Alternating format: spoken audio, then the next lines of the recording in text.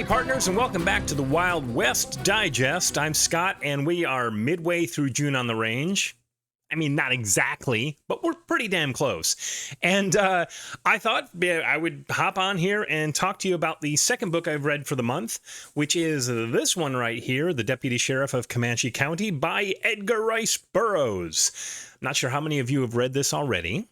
Probably quite a few. I'm assuming Michael K. Vaughan, our sheriff, has read it, him being such a fan of Burroughs and Robert E. Howard, etc.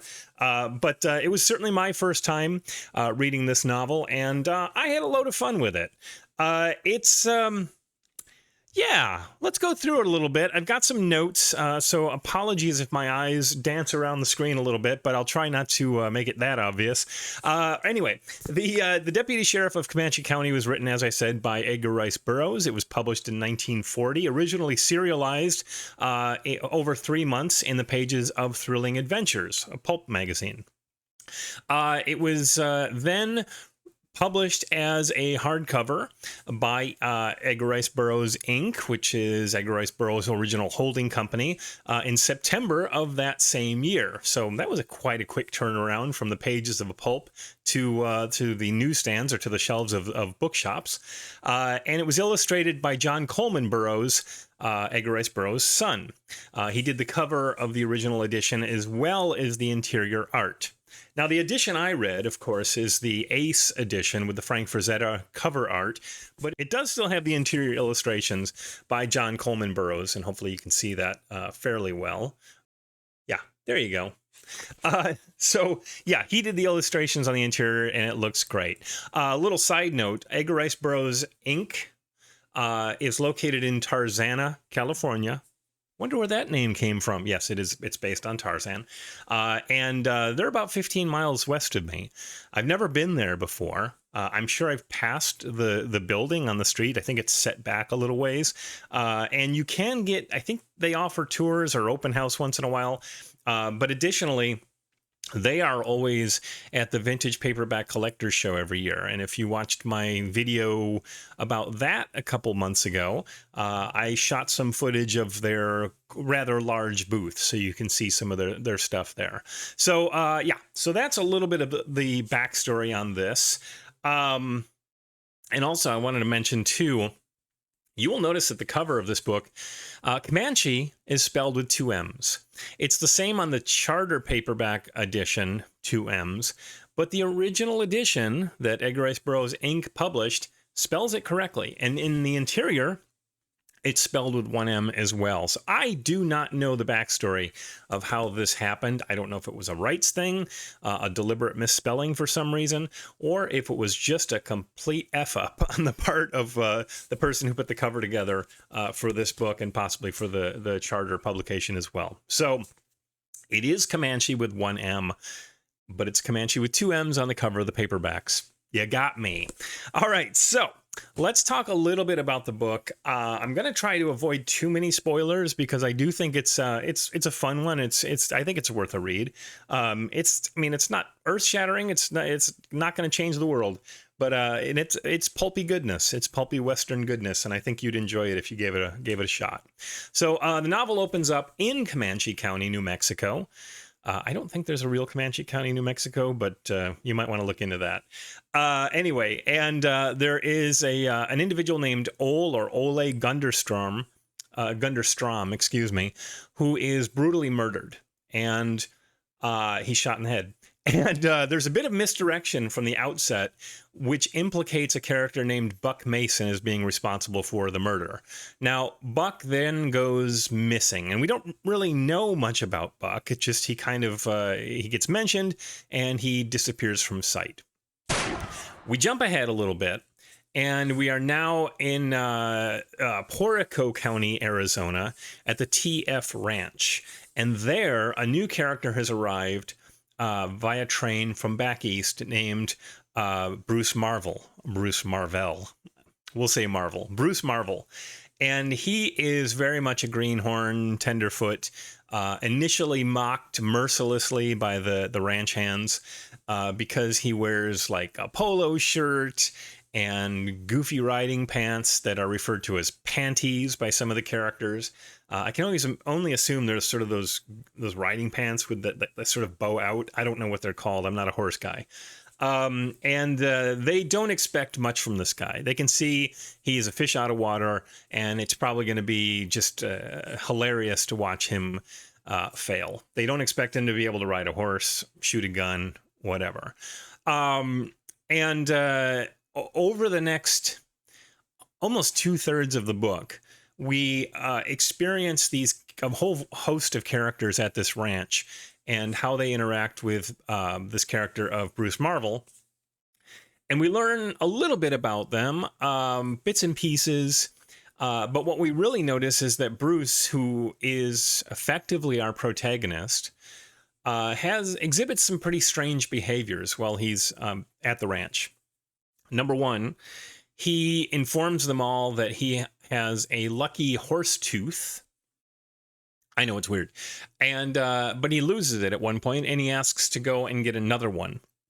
And fortunately, one of the characters, what's his name? Corey Blaine, his horse had died a few weeks previous.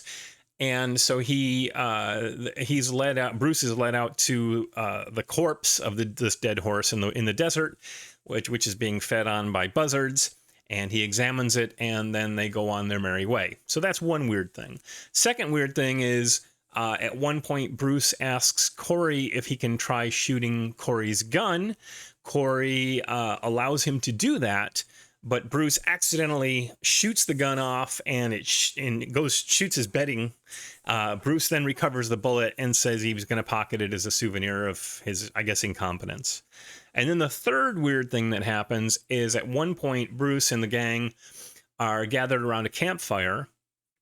And when everyone falls to sleep, Bruce inexplicably picks up one of Corey's boots and chucks it in the fire, and then proceeds to wake everybody up by saying that a coyote had just run through the camp and was causing a ruckus. And he suggests that the coyote, I think it's a coyote, ran off with one of Corey's boots. So Corey has to change his boots the next day. So, we're given all these weird little behaviors. And of course, we're trying to piece together, is this guy just nuts, or is there something else going on? Well, obviously, there's something else going on. So, as I said, about 2/3 of the book is all sort of antics on the TF ranch with Bruce and these other characters. And they're like doing like a paper chase where they're trying to pursue people in the desert for fun. And there's, sitting around and eating and telling stories and learning more about each of the characters. Well, 2/3 of the way through, suddenly out of the blue, I don't really feel like there's any buildup. There's a kidnapping. What I failed to mention is that there is a girl on the ranch named Kay, whose father owns the ranch. That's John. And Blaine, I think it's Blaine, I'm pretty sure it's Blaine, is obsessed with Kay. But Bruce starts to sort of become a little smitten with her. And he feels like, in a weird way, he's falling in love with her. She is adorable. She's presented as being sort of a tomboyish kind of character. If I remember correctly, she's the one who's frequently seen wearing like overalls, and she knows how to shoot and ride and stuff. So that's the character Kay, who gets kidnapped. And who does she get kidnapped by? Well, no, it's not Bruce. She gets kidnapped by some of the other characters on the ranch who have decided that they are going to sort of do an inside job and kidnap Kay, and then issue a ransom, collect the money from Kay's father, which is a ransom of $100,000, which is pretty significant. And then also another character, Corey, I think it is at this point. It's Corey. Is it Corey Blaine? Just want to double check that. I'm sure I mentioned it already. Corey Blaine. He also talks about how he's in love with Kay and wants Kay. And also he's going to try to shift things around and try to collect a reward of $10,000 on top of the $100,000 for returning Kay. And so it's this big convoluted mess. And the idea is that the money will get divided. Kay will somehow wind up in the arms of Corey, and these other characters will take their money and run. In the meantime, Bruce goes off and seemingly returns back east. I think we even see him board a train to head back. But suddenly Bruce shows up again, unbeknownst to the rest of the people at the ranch. Bruce is kind of off doing his own thing, and he seems pretty capable of handling his horse. He's armed, and he finds out about the kidnapping and pursues these characters, takes down a couple of them, and I mean bang bang, takes down a couple of them, and rescues Kay. And he returns to the ranch where there's confrontations, and everything is more or less wrapped up within the last 20 to 30 pages of the book. I'm not going to spoil the ending. There are some twists and turns. There's some interesting reasons as to why certain things happen. But it does get all wrapped up with a bow at the end in a nice way. And I enjoyed it. So that's that. So the Deputy Sheriff of Commanche County by Edgar Rice Burroughs, at least in my opinion, would probably get about a 3.5 stars out of 5 if I had to give it a rating. I'm not going to. I'm just going to say I enjoyed it. It was a fun read. I'm glad I read it. It's been sitting on my shelf for a little while. And yeah, if you're interested in reading an Edgar Rice Burroughs Western, I recommend it. A couple of little side notes too. The book is set in what I would only describe as sort of the tail end of the classic Old West model. Only in the sense that there are cars, telephones, electricity, things like that. And of course, as I mentioned, Bruce shows up wearing a polo shirt, and and there's references to reading like Vogue magazine and stuff. So it's interesting to read a Western because it winds up following all the Western tropes, or at least exhibiting all the Western tropes, but it's clearly set in probably the 30s or even contemporaneous to the publication of the story in Thrilling Adventures. I'm not 100% sure. It never actually says a year in here. We just have to make some assumptions. So that was pretty interesting to read that. Couple of interesting little side notes, bits of trivia. Rocky 2, the movie Rocky 2, Rocky Balboa actually reads this, is seen reading this to Adrian while she's in the hospital. I'll include a little photo there, and that's kind of a neat little, it's the exact same edition. A neat little bit of trivia, little, if you can look for that if you're ever watching Rocky 2. The book is in the movie. Okay, a couple other things. I had an issue with some of the formatting inside the book. First of all, I had mentioned in a previous video, I think it was when I did my TBR for the month, that this book has this enormous, like 14-point font. It's crazy large, but nowhere on the book does it say it's like an easy eye book or anything like that. That's just the way they did it. Now, so it's like a 300-page book, but it winds up feeling like it's probably more like a 200-page book. But I'm fine with that. I have old man eyes. You can see I'm wearing glasses right now. So it totally worked for me. I was comfortable reading it because of that. One formatting issue, though, inside that I did not care for is that obviously there are chapters. There's loads of chapters, and each one has a nice little illustration at the top. But when you're reading it, oftentimes there will be no breaks, even like an extra space, like a double space or anything like that, between various scenes. So you'll have a scene where characters are on the ranch, for example, and then a line of dialogue will end, or it'll describe, say that a character's wandered off into something, and the very next line will be something that's happening out in the desert. No break, just smacked right together. And I didn't love that because it was a little difficult sometimes to figure out where we were and what was happening. So not sure who decided to do that when they laid this book out, but little wonky. Now, the biggest issue, probably my biggest criticism of the book, and it's just a weird one, is the character names. There are a dozen characters in this book. I mean, there's more than a dozen, but there are a dozen characters in this book that have names beginning with the letter B. Take a look. Yeah. Even the horses There's 3 horses with the letter B in their name. So I had a bit of an issue about that. I don't know if this was an Edgar Rice Burroughs inside joke that characters would be named with the letter B for fun. I don't know. Funsies. I know some authors tend to do that. But I found it a little jarring. I mean, he certainly didn't do it with Tarzan. He didn't do it with John Carter.